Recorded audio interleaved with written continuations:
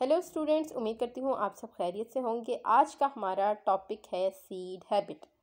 आज के इस टॉपिक में हम डिस्कस करेंगे कि सीड क्या होता है, सीड हैबिट क्या होता है, उसके अलावा कि सीड में किस किस तरह से एवोल्यूशन आई और प्लांट्स ने अडॉप्ट किया टेरेस्ट्रियल इन्वायरमेंट को। क्योंकि जैसे कि हमने पढ़ा था ब्रायोफाइट्स में, ब्रायोफाइट्स क्या थे, नॉन वेस्कुलर प्लांट्स थे और उसके अलावा वो पानी में रहते थे या पानी के करीब रहते थे या फिर बहुत ज़्यादा मॉइस्ट प्लेसेस पे रहते थे। लेकिन जैसे जैसे हमारे पास एडवांसमेंट आती गई, नॉन वेस्कुलर से प्लांट्स कन्वर्ट हुए, वेस्कुलराइज होने के साथ साथ हमारे पास जो सीड था वो भी, उसमें भी एवोल्यूशन आती गई। तो आज के टॉपिक में हम सीड एवोल्यूशन और सीड की डेवलपमेंट के बारे में बात करेंगे। अगर अभी तक आप लोगों ने मेरे चैनल को सब्सक्राइब नहीं किया तो काइंडली मेरे चैनल को सब्सक्राइब कर लें। सबसे पहले तो हमें पता होना चाहिए कि सीड होता क्या है। सीड क्या है? Embryo with stored food. Embryo होगा, स्टोर्ड फूड होगा, ये दोनों कवर होंगे सीड कोट से, इसको हम कहेंगे सीड। अब सीड हैबिट क्या है? सीड हैबिट एक कॉम्प्लेक्स और एवोल्यूशनरी मेथड है जिसके थ्रू हमारे पास रिप्रोडक्शन होती है प्लांट में और फर्दर प्लांट्स की डेवलपमेंट होती है। ओरिजिन और एवोल्यूशन जो सीड हैबिट की स्टार्ट हुई थी वो डिवोनियन टाइम में स्टार्ट हुई थी। जिम्नोस्पर्म और एंजियोस्पर्म जो है वो इसके मोस्ट डाइवर्स लिनिएज हैं। हिस्ट्री ऑफ सीड हैबिट की बात करें तो सबसे पहले हमारे पास प्रोजिम्नोस्पर्म्स जो थे, हमारे पास प्लांट्स थे, उनको हम एंसेस्टर ऑफ सीड प्लांट्स भी कहते हैं। ये इमर्ज हुए थे इन लेट डिवोनियन पीरियड्स में।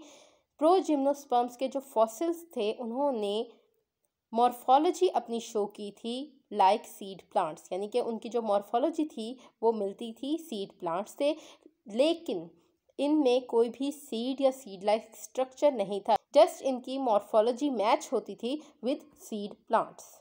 उसके बाद हमारे पास आर्चियोटेरिस की स्पीशी थी जो कि हमारे पास first modern tree produce spores थे।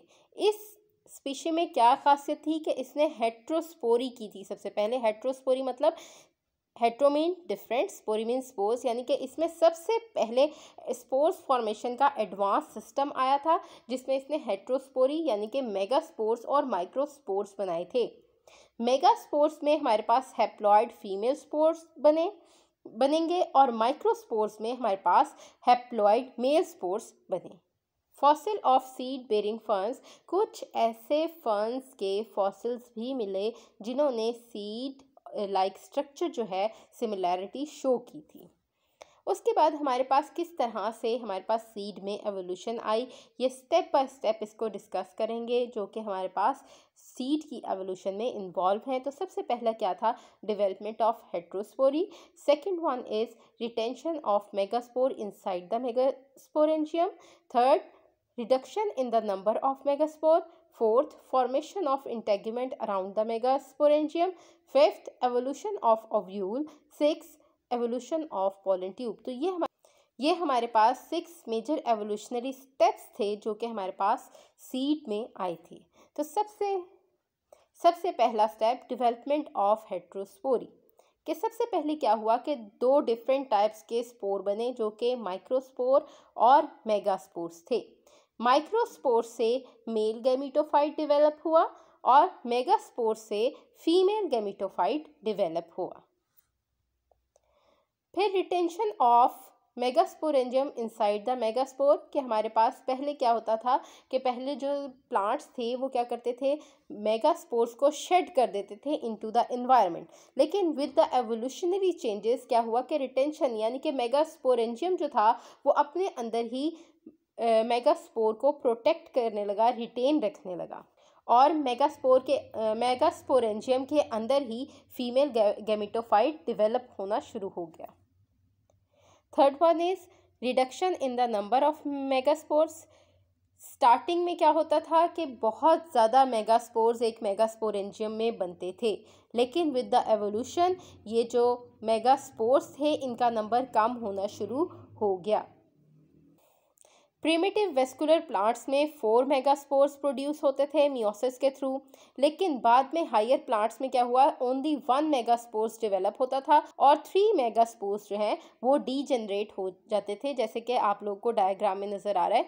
यहाँ पे क्या है कि ये पहले थे, फिर आहिस्ता आहिस्ता क्या हुआ, कम होना शुरू हो गया और एंड पे बिल्कुल ही एक मेगास्पोर एंड पे सिर्फ एक ही मेगास्पोर रह गया इनटू मेगास्पोरेंजियम। नेक्स्ट हमारे पास है formation of integument around the megasporangium. पहले हमारे पास क्या होता था कि मेगास्पोरेंजियम जो होता था वो ब्रांच्ड होता था जिसकी वजह से प्रोटेक्शन नहीं होती। लेकिन आहिस्ता आहिस्ता क्या हुआ, विद द एवोल्यूशनरी ट्रेंड क्या हुआ, ये ब्रांचिंग सिस्टम जो था वो आपस में फ्यूज़ होना शुरू हो गया और फ्यूज़ होने के बाद उन्होंने क्या बनाया, एक इंटेग्यूमेंट बना दी। इंटेग्यूमेंट का मतलब क्या होता है, एक आउटर कवरिंग बना दी, जैसे कि आपको डी डायग्राम में नज़र आ रही है। एवोल्यूशन ऑफ ओव्यूल, और उसके अलावा हमारे पास क्या हुआ कि ओव्यूल की फॉर्मेशन हुई।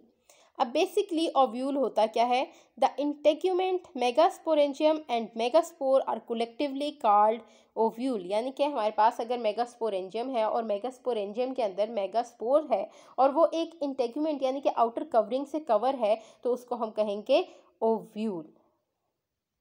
ओव्यूल जो होता है वो प्रोटेक्शन प्रोवाइड करता है। उसके अलावा इस ओव्यूल में रिजर्व फूड भी होती है न्यू ऑफस्प्रिंग के लिए।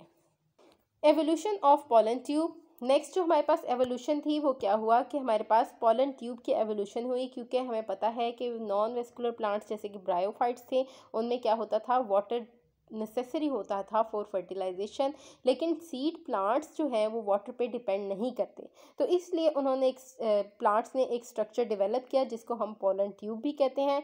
अब ये जो पॉलन ट्यूब के थ्रू वो क्या करते थे, स्पर्म को ट्रांसफ़र करते थे टूवर्ड्स द फीमेल गैमेटोफाइट। अब जब आफ्टर ट्रांसफ़र फर्टिलाइजेशन होती है और फर्टिलाइजेशन के बाद हमारे पास फिर एक न्यू स्पोरोफाइट बनता है।